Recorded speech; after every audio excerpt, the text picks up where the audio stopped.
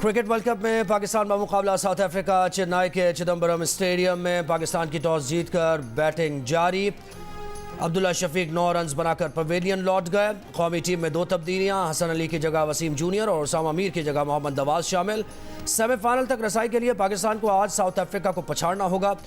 अगले 4 मैचेस जीतने होंगे। पॉइंट्स टेबल पर भारत, साउथ अफ्रीका और न्यूजीलैंड पहले नंबर्स पर, ऑस्ट्रेलिया चौथे, श्रीलंका 5वें नंबर पर मौजूद, पाकिस्तान का 6ठा नंबर। शायकीन कौमी टीम की कामयाबी के लिए दुआ गो, कहते हैं कि पाकिस्तान को जीत के लिए भरपूर मुकाबला करना होगा। पाकिस्तान ने 1 विकेट के नुकसान पर 33 रन बना लिए।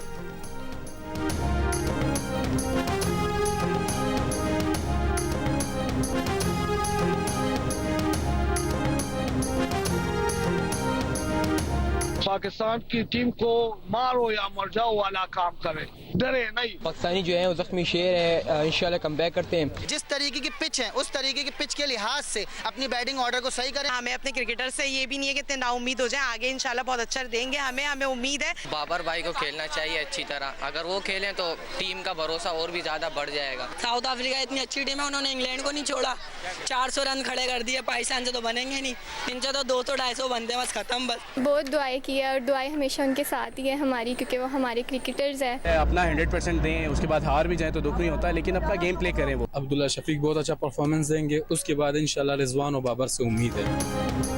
दफ्तर खारजा के अफसरान के बयानात से वाज़ेह है कि साइफर में कोई गैर मुल्की साजिश शामिल नहीं। साइफर केस में चेयरमैन PTI की दरख्वास्त जमानत और मुकदमा खारिज करने की दरख्वास्तें मुस्तरद करने का इस्लामाबाद हाई कोर्ट का तफसीली फैसला जारी। फैसले में कहा गया है कि दफ्तर खारजा के साबिक और मौजूदा अफसरान बिलखुसूस साइफर भेजने वाले असद मजीद के बयानात रिकॉर्ड पर हैं। इस्तगासा का केस है कि वजारत खारजा ने साइफर को डिकोड करके प्राइम मिनिस्टर सेक्रेटेरिएट को भिजवाया। चेयरमैन PTI ने बतौर वजीर आजम साइफर को वसूल किया और बज़ाहिर गुम कर दिया। इस्तगासा के मुताबिक साइफर के मंदरजात को तोड़ मरोड़ कर सियासी मकासद के लिए इस्तेमाल किया गया। अदालत में पेश दस्तावेजात के मुताबिक दफ्तर खारजा की पॉलिसी वाज़ेह है। पॉलिसी के मुताबिक साइफर क्लासिफाइड डॉक्यूमेंट है जिसे गैर मजाज अफराद से शेयर नहीं किया जा सकता। साइफर को कुछ वक्त के बाद वापस फॉरेन ऑफिस जाना होता है।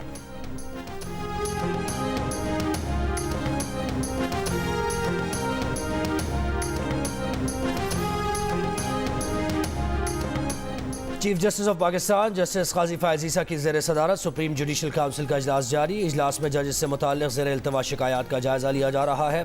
साबिक़ chairman NAB justice retired Javed Iqbal के खिलाफ शिकायत का भी जायज़ा लिया जाएगा।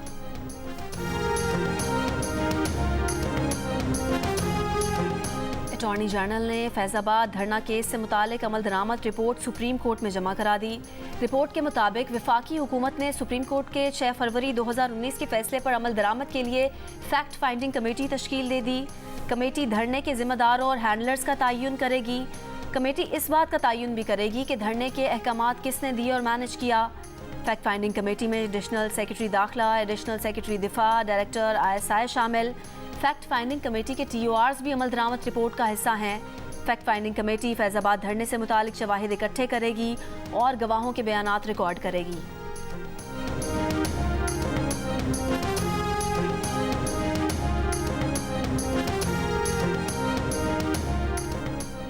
गाजा पर इसराइली बमबारी से मजीद 400 फ़लस्तीनी शहीद। 20 रोज से जारी इसराइली हमलों में शहीद फ़लस्तीनियों की तादाद 7000 से ज़्यादा हो गई। शोहदा में 3000 से ज़ायद बच्चे और 1700 से ज़ायद ख़वातीन शामिल। मारे गए सहाफ़ियों की तादाद 27 हो गई। तबाह मकानात के बलबे में 2000 अफराद दबे होने का खदशा। हमास के तर्जुमान का कहना है कि इसराइली बमबारी में अब तक 50 यरगमाली भी हलाक हो चुके। इसराइली बमबारी से तबाही पर फ़लस्तीनी हुकूमत का कहना है कि गजा में 50% रिहायशी इमारतें मुकम्मल तबाह हो चुकी हैं। बिजली और तिब्बी सामान न होने के सबब 34% अस्पताल बंद करना पड़ गए। अक़वाम मुत्तहिदा का कहना है कि गजा में कोई मकाम भी महफूज नहीं। इसराइली फ़ौज का गुज़श्ता शब गाज़ा पट्टी में ज़मीनी कार्रवाई में हमास के ठिकानों को निशाना बनाकर तबाह करने का दावा।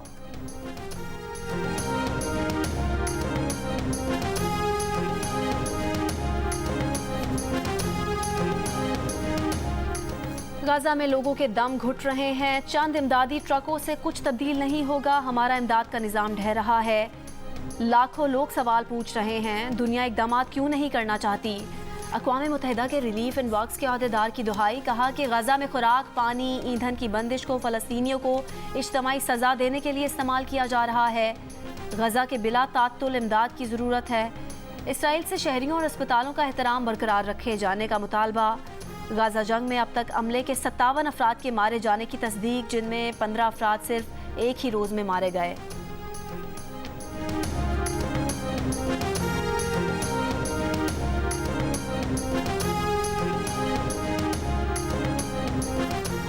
सात अक्टूबर के इसराइली हमलों के बाद से मस्जिद अक्सा में नमाज जुमा की अदायगी मुश्किल हो गई। नमाजियों को मस्जिद आने से रोकने के लिए इसराइली पुलिस ने मस्जिद के अतराफ की सड़कें ब्लॉक कर दी। अरब मीडिया के मुताबिक मकबूजा मगरबी किनारे में भी जगह जगह रुकावटें लगाई गई हैं, जिससे नमाजियों को मुश्किलात का सामना है। गुज़श्ता चंद हफ्तों से फ़लस्तीनी मस्जिद अक्सा के करीब जमा होकर सड़कों पर नमाज अदा कर रहे हैं।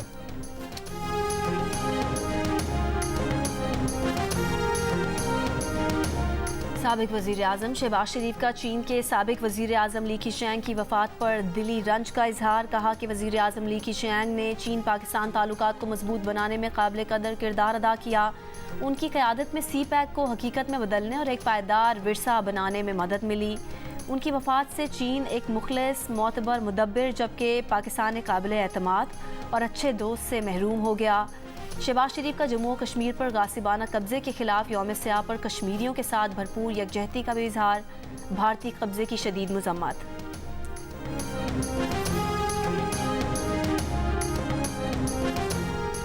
और गवर्नर सिंध कामरान चिशोरी की फ़लस्तीन के सफ़ीर अहमद जवाद रबी से इस्लामाबाद में मुलाकात। निहत्ते फ़लस्तीनियों पर इसराइल के हमलों की मजम्मत। पाकिस्तानी अवाम की जानिब से फ़लस्तीन के साथ मुकम्मल यकजहती का इजहार।